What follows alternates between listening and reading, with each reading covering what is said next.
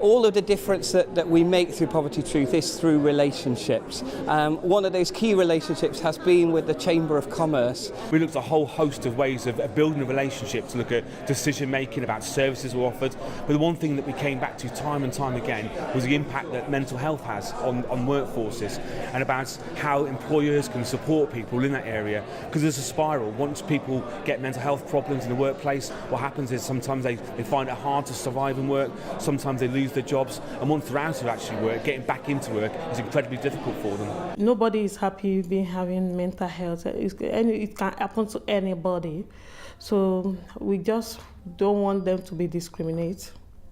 Corin was talking about that he wants the right businesses to be involved in that. We actually can amplify some of those voices and some of the things we discussed to as big a level as we physically can to.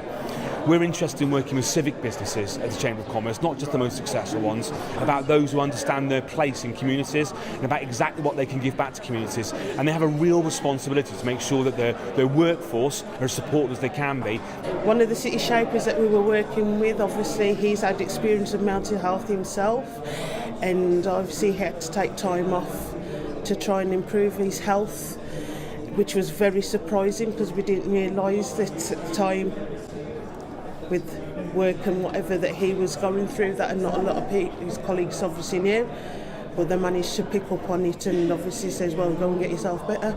I've signed something called the Time to Change Pledge, which is one of our projects we're supporting, and that's made me as a business look at all the things I put in place as a chief executive for my staff, about how we discuss mental health issues, about my policies around it.